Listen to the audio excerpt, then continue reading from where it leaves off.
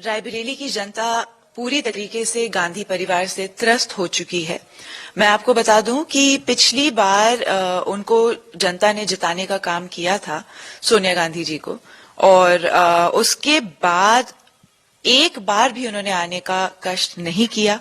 ना तो उन्होंने, ना तो उनकी बेटी ने या उनके परिवार के किसी भी सदस्य ने, बारिंग एक टाइम जब वो विधानसभा चुनाव के लिए आए थे, वो भी वोट मांगने के लिए आए थे, उसके अलावा एक भी बार उन्होंने आने की तकलीफ भी नहीं करी कि आके कम से कम अपनी जनता का हालचाल ले लें। जिस जनता ने हमें निरंतर चुनने का काम किया है, कहीं ना कहीं आजादी के समय से ही चुनने का काम किया है रायबरेली वासियों ने, उनका हालचाल लेने भी ये लोग नहीं आते हैं। तो आप सोच सकते हैं कि रायबरेली की जनता के मन में कितना बदलाव का भाव है इस समय। आपको लगता है अमेठी के बाद रायबरेली भी कांग्रेस के हाथ से निकल जाएगी? निश्चित, इस बार तो निकलना निश्चित तय है, क्योंकि पिछले 5 साल में जैसे हमने कहा कि देखिए, एक चीज होती है और जनता भी समझती है कि कभी आप सत्ता में हैं, कभी आप विपक्ष में हैं। जब विपक्ष में होते हैं तो शायद उतना काम ना करा सकें, कोई बात नहीं, बट कम से कम आप अपने रिश्ते तो निभाएं। जब आप चुनाव के दरमियान आते हैं, आप ये सारी सौगातें देते हैं कि मैं आपकी बहू हूं और मेरा परिवार हमेशा से यहाँ से रहा है और मेरी सासू माँ यहाँ से लड़ती थी और फलाना ढमका दुनिया भर के आप रिश्ते नाते गिनाते हैं। तो कम से कम चुनाव के बाद, जीतने के बाद और हैंडसमली जीतने के बाद हर बार कम से कम आप अपनी जनता का हालचाल तो लेने आए, और वो काम इन्होंने बिल्कुल नहीं किया। तो निश्चित रूप से, और अमेठी में on the other hand, Amethi में लोग देख रहे हैं कि वहां की जो सांसद रही हैं स्मृति ईरानी जी, उन्होंने कितना काम किया है और निरंतर आने का उन्होंने काम किया है, निरंतर प्रयासरत रही विकास कार्यों को लेके। डबल इंजन सरकार का पूरा लाभ मिला है वहां की जनमानस को, और शायद यही कारण है कि वहां जो एमएलए रहे हों, राकेश प्रताप सिंह गौरीगंज के जो समाजवादी पार्टी के एमएलए थे, वो भी उनके अच्छे काम से प्रभावित होके भारतीय जनता पार्टी में चले आए हैं। और इन सारी चीजों का, उनके अच्छे कामों का उनका भी लाभ मिलेगा, और बगल में बैठे हुए उनके पड़ोसी जो रायबरेली में हैं, वो भी देख रहे हैं कि कितनी उन्होंने मेहनत करी है, और भारतीय जनता पार्टी के सांसद यदि हमारे यहाँ भी होते हैं तो कितना और कार्य, अच्छा विकास कार्य हमारे क्षेत्र में हो सकता है। कौन से ऐसे पॉइंट्स है, अगर बात की जाए, जिसको लेके बीजेपी एक पॉपुलर पार्टी बन रही है, स्पेशली रायबरेली में, और लोग अट्रैक्ट हो गए हैं बीजेपी? देखिए, जो उन्होंने गरीबों के लिए किया है, चाहे वो उज्ज्वला योजना हो, चाहे वो निःशुल्क राशन योजना हो, बेटियों की शादी में जो मदद होती है चाहे वो हो, पेंशन जो पहले 300 हुआ करती थी उसको हमारी सरकार ने 500 करके 1000 अब कर दिया है। तो तमाम ऐसी योजनाएं हैं फैजी भाई, जो पहले ग्राउंड पे नहीं पहुंचती थी, जो डायरेक्ट बेनिफिशियरी ट्रांसफर होते हैं, डीबीटी जो होता है, वो पूरी तरीके से जो जनता है, जो एक्चुअल लाभार्थी हैं, वो कहीं ना कहीं लाभान्वित नहीं हो पाते थे। इस सरकार में उनको दिख रहा है कि जो भी योजनाएं हैं वो वाकई ग्राउंड तक पहुंच रही हैं। और एक महिला होने के नाते मुझे पर्टिकुलरली बहुत ज्यादा खुशी है कि अधिकांश जो ये योजनाएं हैं जो ग्रास रूट लेवल के लिए बनाई गई हैं, इनकी जो लाभार्थी हैं, जो महिला हैं, घर की जो लेडीज हैं, चाहे वो head of the house hold हो, चाहे वो बहू हो, चाहे वो सासू माँ हो, घर की जो भी, मतलब वहां मान लीजिए हेड ऑफ हाउस हैं, वो मेन लाभार्थी हैं जिनके नाम से ये योजनाएं आती हैं, चाहे वो कॉलोनी की हो, आवास योजना हो, चाहे वो राशन योजना हो, उज्ज्वला योजना और तमाम और योजनाएं। तो कहीं ना कहीं जब महिला सशक्तिकरण की भी बात करें तो ये खास तौर से गांव देहात में जब आप जाएंगे और देखेंगे तो ये एक बहुत बड़ा मुद्दा होता है कि जो भी लाभ मिलना है वो घर की मुखिया, घर की महिला के हाथ में सीधे आ रहा है। तो तमाम ऐसे फैक्टर्स हैं, जब आप बिल्कुल ग्रास रूट पे जाएंगे और लोगों से पूछेंगे, लोगों की वहां लाइफ देखेंगे, तब आपको एहसास होगा कि वाकई जमीन पे बहुत काम हुआ है और हर वर्ग के लिए, हर तबके के लिए काम हुआ है। लॉ एंड ऑर्डर को लेके बीजेपी बहुत बड़े बड़े दावे करती है, क्या आपको लगता है कितना बदलाव आया है? बहुत बदलाव आया है, और क्योंकि मैंने अपनी राजनीति चालू करी थी एट द सेम टाइम, आप मान लीजिए जब भारतीय जनता पार्टी की सरकार पहली बार सूबे में आई थी, उसके जस्ट पहले मैंने अपने राजनीतिक जीवन का सफर चालू किया था, और मुझे खुद दिखता है कि कितना बदलाव आया है उस टाइम से। और ये बस मैं नहीं कह रही, ये आप दुनिया भर की किसी भी रिपोर्ट को उठा के देख लें, है ना, चाहे कोई भी किसी भी स्टेटिस्टिक को, if you talking only on paper, आप उठा के देख लें, उसमें आपको दिखेगा कि लॉ एंड ऑर्डर पहले से कितना बेटर हुआ है, पुलिसिंग व्यवस्था कितनी बेटर हुई है, और बीइंग अ महिला खास तौर से मुझे तो खुद दिख रहा है कि कितना पहले से इम्प्रूवमेंट हुई है।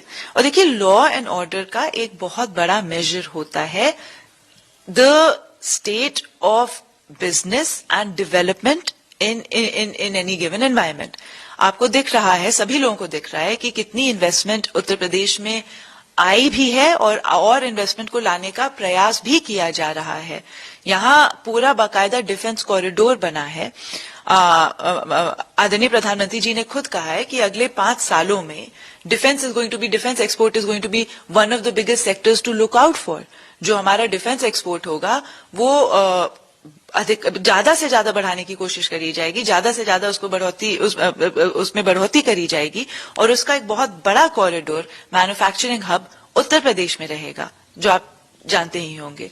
तो इस तरीके से जब आप लॉ एंड ऑर्डर की सुविधा जब होती है, या लॉ एंड ऑर्डर जब अच्छा होता है, तभी इस टाइप की डेवलपमेंट प्रदेश में आ सकती है, तभी प्रदेश विकसित हो सकता है।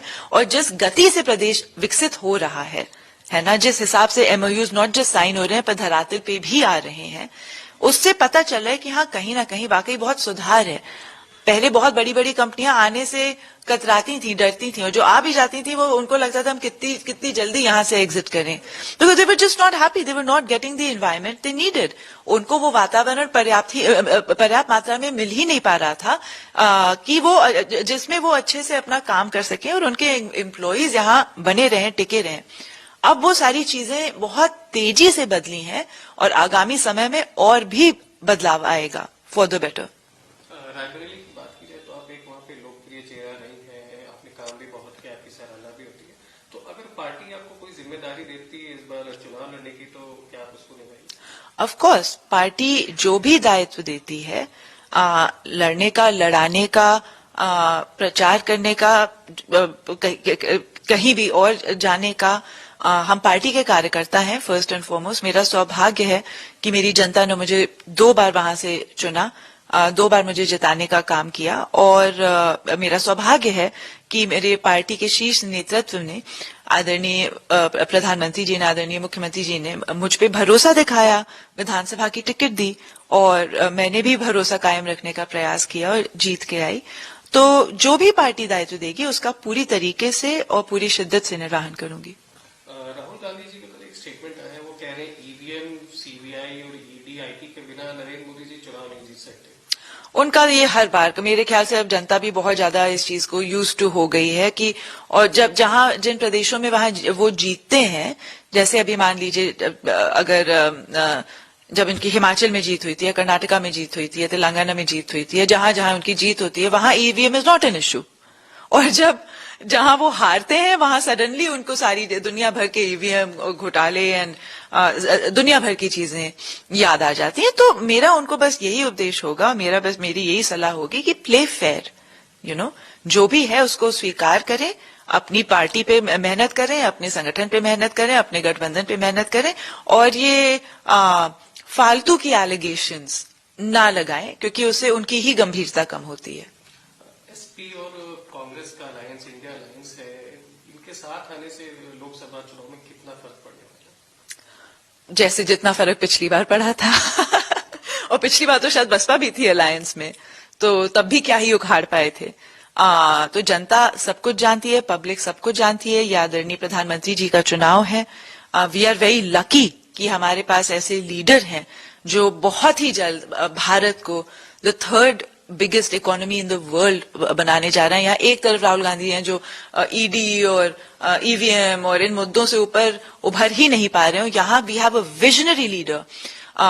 कल परसों जो इंडिया टुडे कॉन्क्लेव थी, इंडिया टुडे कॉन्क्लेव, राइट, तो उसमें उनसे एक क्वेश्चन पूछा गया था कि जिस तरीके से आप मेहनत कर रहे हैं, काम कर रहे हैं, उससे तो लग रहा है कि शायद आप 2024 ही नहीं 2029 की भी तैयारी कर रहे हैं।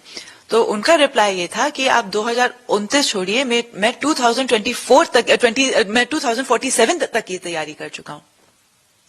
तो विजन देखिए, आप विजन देखिए इनका, है ना। तो we are very lucky to have such a visionary leader like our honourable prime minister. I am very lucky कि मुझे इस नए दिस न्यू रिफॉर्मिंग इंडिया का हिस्सा बनने का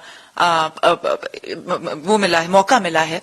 and that is what I would say to Rahul Gandhi कि भाई आप अपने और अपने दायित्व पे काम करिए इंस्टेड ऑफ पॉइंटिंग फिंगर्स।